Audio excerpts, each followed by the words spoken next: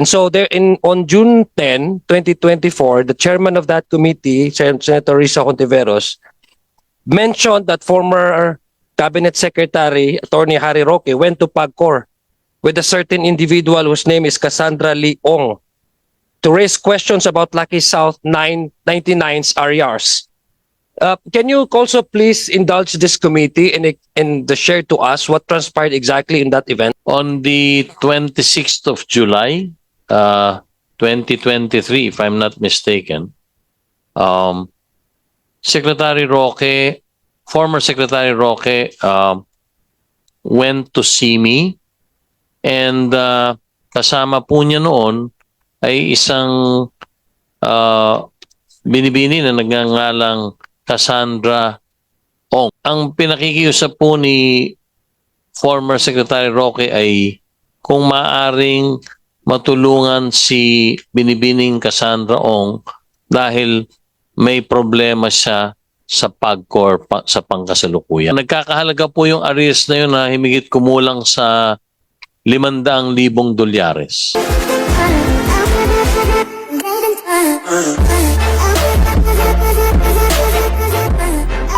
Mr. Chair, let me ask I think my final question.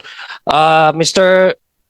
Chairman Tenko, are you familiar? There's a parallel investigation now happening in the Senate. Are you aware of that, right? Yes, Yes, I in fact, believe you've I have appeared. been attending the hearings, Congressman. Yes, and the testimonies or the committee hearing that is now being conducted ongoing in the Senate, all of these testimonies are part of the public records, right? And so there on June 10, 2024, the chairman of that committee, Senator Risa Contiveros, mentioned that former Cabinet Secretary Attorney Harry Roque went to PAGCOR with a certain individual whose name is Cassandra Lee Ong to raise questions about Lucky South 999's RERs. Can you also please indulge this committee and share to us what transpired exactly in that event? I'm trying to recall. Yes, Recall, Juan, correctly, ano, para... yes, sir. Sometime in the second week of July 2023, my office received a call from former spokesperson and Secretary Harry Roque asking if he could personally visit me in my office. And on the 26th of July, 2023, if I'm not mistaken, Secretary Roque, former Secretary Roque, went to see me, and kasama po niya noon ay isang binibini na nagngangalang Cassandra Ong, Lee Ong. Sa pulong po na yun, inanyayahan kong makasama ko si Attorney Jessa Fernandez sapagkat siya po ang head ng Overseas Gaming Licensing Department. At apat po kami noon na nandun sa kwarto ko sa lumang opisina ng PAGCOR sa Ermita. At doon po'y ang pinakikiusap po ni former Secretary Roque ay kung maaring matulungan si binibining Cassandra Ong dahil may problema siya sa PAGCOR sa pangkasalukuyan. So, tinanong ko po si Cassandra Ong, binibining Cassandra Ong, kung ano po yung problema na yon. At ang sabi po niya ay, Chairman, kami po ay tumanggap ng sulat mula kay Attorney Fernandez kung saan nasasaad sa sulat na kami 6 na buwan nang may arrears sa PAGCOR. At sabi nagkakahalaga po yung arrears na yun na himigit kumulang sa 500,000 dolyares, 500,000 So amounting US to dollars. in peso. Then about 27.5 million din. So losses yun ng gobyerno. Hindi po, arrears pa lang po yun. Hindi pa natin Ang ibig nako-collect. sabihin ko po ay sumulat po ang OGLD sa kay Cassandra Ong para ipaalam sa kanilang hindi natatanggap ng PAGCOR ang bayad nitong nakarang 6 na buwan. So, ang sabi ko doon kay Cassandra, paano nangyari yon? Kayo ba'y nagbabayad?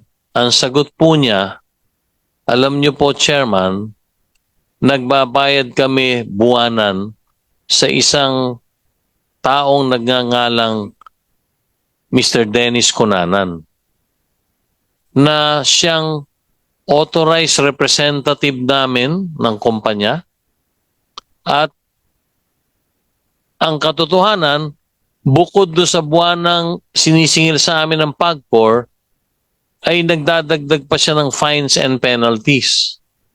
So, sabi niya, ako ay naniniwala sa kanya dahil siyang authorized representative ko at siya rin ang naglakad ng lisensya namin. Sinabi po niya yon sa PAGCOR. At ang sabi po niya ay nagtiwala siya doon, lumalabas ngayon hindi po inihuhulog o ibinabayad ni Ginoong Cunanan yung binibigay na pera sa kanya ni Cassandra Ong. So sabi ko, since hindi nakarating sa PAGCOR yan, we will still consider. Saan daw napupunta? Ang sabi daw po ni Mr. Cunanan, ibinabayad niya sa PAGCOR. So, sinabi ko naman po kay Cassandra, kung talagang binabayad niya, meron ba siyang binibigay sa yung resibo? Or pagpapatunay na tinanggap ng PAGCOR yan? Ang sabi niya hindi daw po niya nakukuha yung mga resibo. So, sabi ko sa kanya, kaharap po si Secretary Roque, dahil doon sa problemang yan, hindi problema yan ng PAGCOR, obligasyon ninyong bayaran yung yung utang na $500,000. Ang sabi po ni Cassandra, sa mga sandaling nag-uusap kami, meron na raw pong inutusan siyang magbayad ng initial payment sa branch ng Land Bank para sa account ng PAGCOR. Sabi ko, so babayaran mo yung 500,000, imigit kumulang. Sabi niya, opo. So, dun lang po, pangalawa po, dahil nga doon sa bagong panuntunan at guidelines na ilinabas namin para nga malinis na itong mga nangyayari, mga illegal na mga activities, in-anticipate na po niya na mag-expire po yung license nila na ipinagkaloob nung nakarang administrasyon ng PAGCOR nung 2020. So mag-expire na po yun sa 2023. Naghayag po siya kung maaari daw po ay magpa-file sila for renewal of license. Ang pangalan po ng kumpanya na binanggit niya, Lucky South 99. So itong pong pagpunta po sa inyo ni Miss Cassandra Leong na sinamahan po siya ni Attorney Roque. Ito po yung may IRR sila pag-pre-apply again? Dalawang bagay po. Una po, Ilan ba? kanyang ipinaparating sa amin na tumanggap siya ng sulat kay Attorney Fernandez doon sa arrears nilang himigit kumulang $500,000 at pagkatapos ngay babayaran niya. Dahil sabi ko, hindi pwede mabigyan kayo ng kahit anong diskwento dyan sapagkat pagkakautang ninyo yan sa PAGCOR. So, gusto ko pala, nung umalis po sila, sabi ko kay Attorney Fernandez, paki-check mo nga kung tunay na nagpabayad sila. Wala pa po sigurong 1 oras, bumalik sa akin si Attorney Fernandez para sabihing, totoo nga, nagbayad sila ng $203,000. Sabi naman po, partial payment . So, nakita po ni Attorney Fernandez, pumasok po sa account ng PAGCOR 203,000 US dollars. So that is issue number 1. Doon po sa kahilingan niyang pangalawa, na kung maaari tulungan sila sa renewal, ang sagot ko lang sa kanya, Ma'am, Attorney Roque, meron na po tayong mga bagong panuntunan or bagong guidelines dahil nag-iigpit na po ang PAGCOR sa pangkasalukuyan. Kung magfa-file kayo for renewal, all you have to do is go through the list of documents and all other requirements that you have to submit, and we will evaluate your application for renewal. Mr. Chair, may continue, Mr. Chair. Yeah.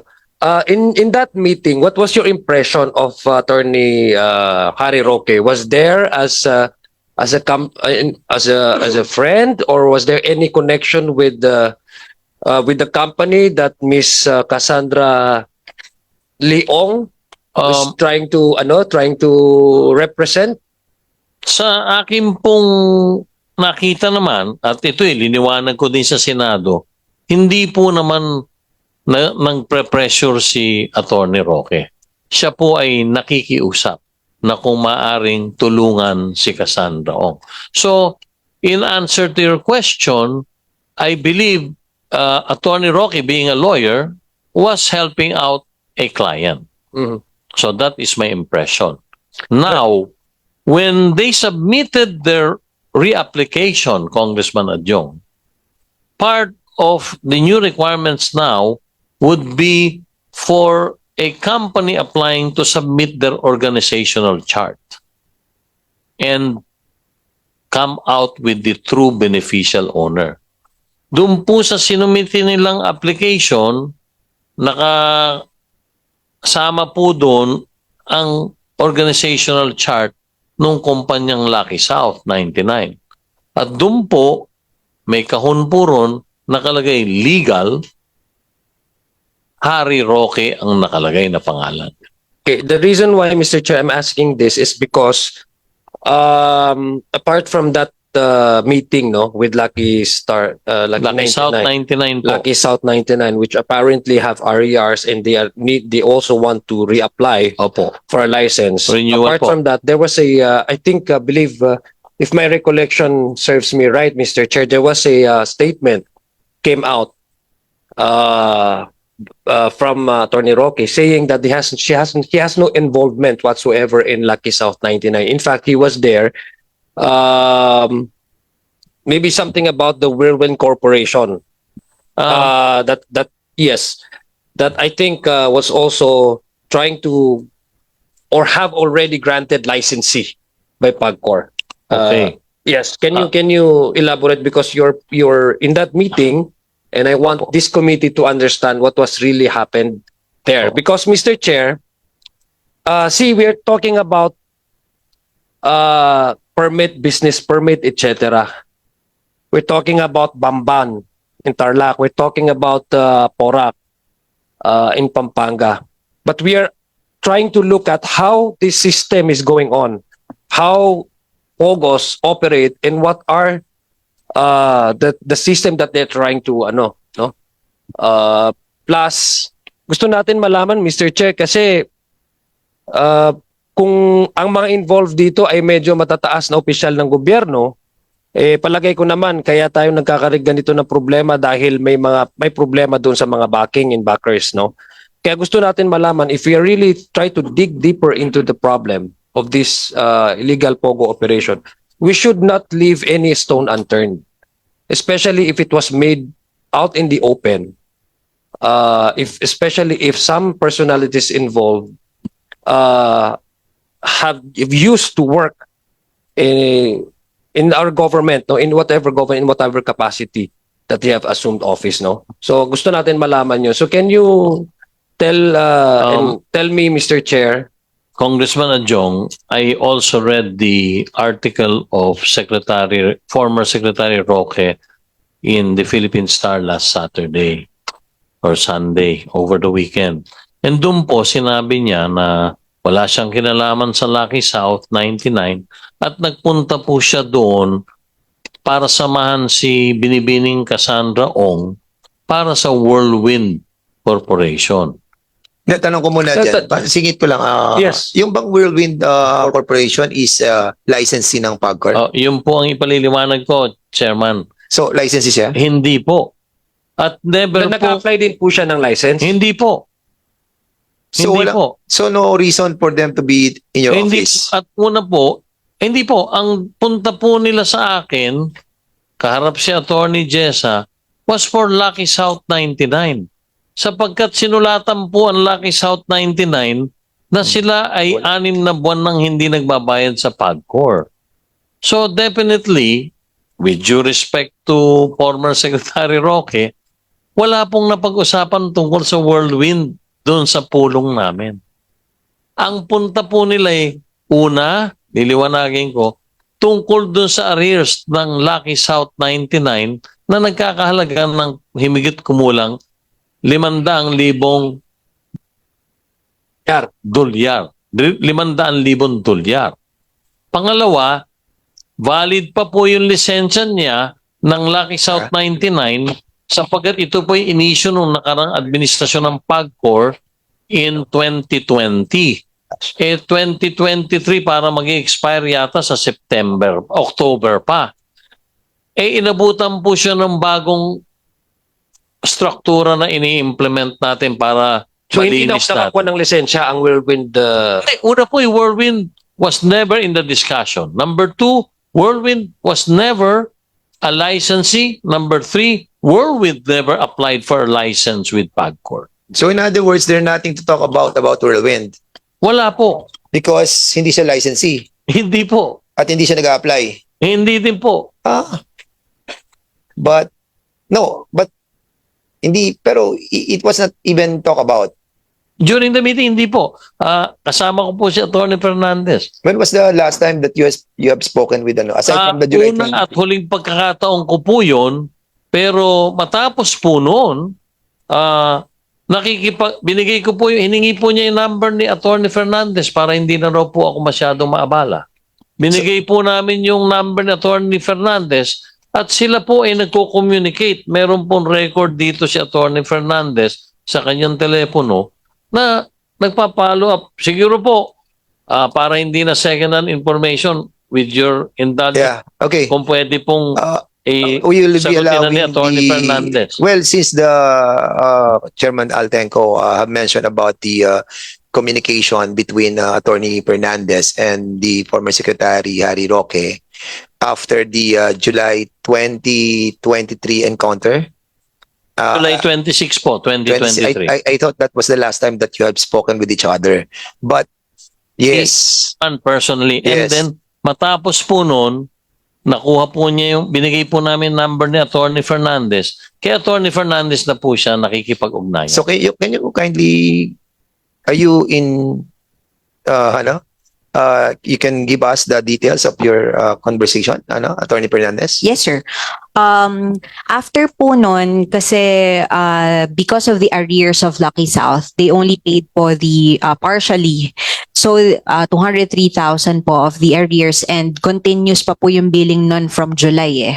So, tuloy pa rin po nila na tinatapos po yung payment po nila for the arrears. So, we cannot really, aside from payment of the arrears as well as the completion of the requirements for the new license, kaya tuloy-tuloy pa rin po yung evaluation. And then, I received lang po a follow-up starting Feb 1, 2024, asking po for the lacking documents to be complied with.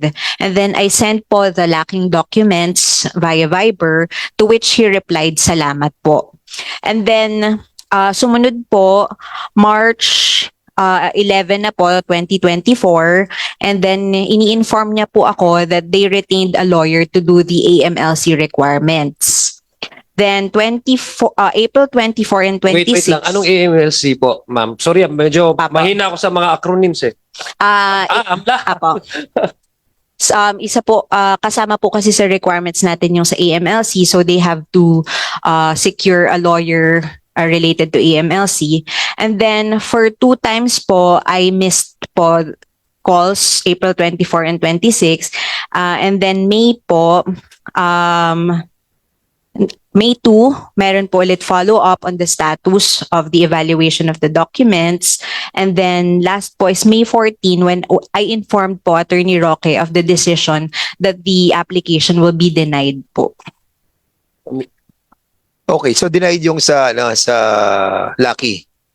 Yes, sir. Opo, hindi po talaga siya nabigyan po ng So, license. unlucky. Nakabayad na po sila. Nabayaran na po nila IRS. Okay, Pero yung pong, bagamat na deny, binayaran po nila yung arrears na kulang kalahating milyong dolyar. Yes, sir. Bale, wala po silang naging utang po sa PAGCOR. Thank you, Mr. Chair. okay. Meron kasi nakantay, so I will not take much, but I would like to avail of the second, if there's a Second round. Yes, Mr. So, so yung I Lucky leave- South, wala na siyang lisensya ngayon, ha? Yung Lucky South 99, wala na. Nung renege po sila sa PORAC, wala pong lisensya yun. Oo, But wait, kung nung, ano po yun? Whirlwind, wala rin. Wala rin po. Wala rin. Hindi po nag-apply ang Whirlwind. Yes. Hindi po nagkaroon ng lisensya ang Whirlwind. Never, ha? Al. PAGCOR does not have any relationship with Whirlwind. So, talagang illegal yung Whirlwind. Hindi ko po alam kung anong operation niya. Yeah. Pero definitely, wala pong relasyon ang PAGCOR sa Whirlwind. Maliwanag po yun. Okay.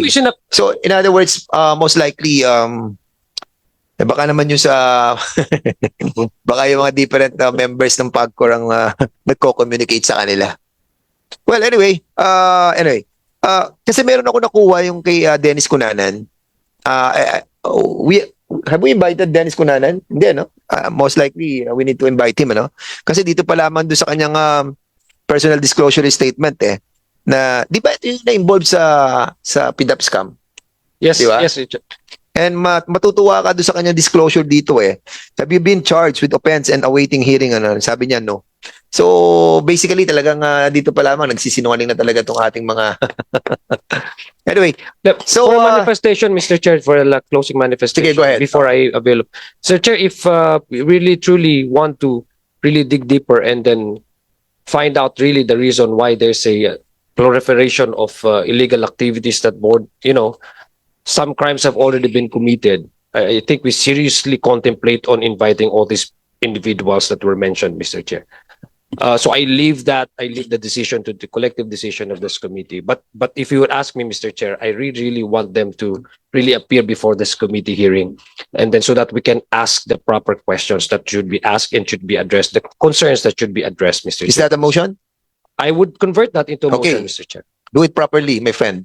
I move that we invite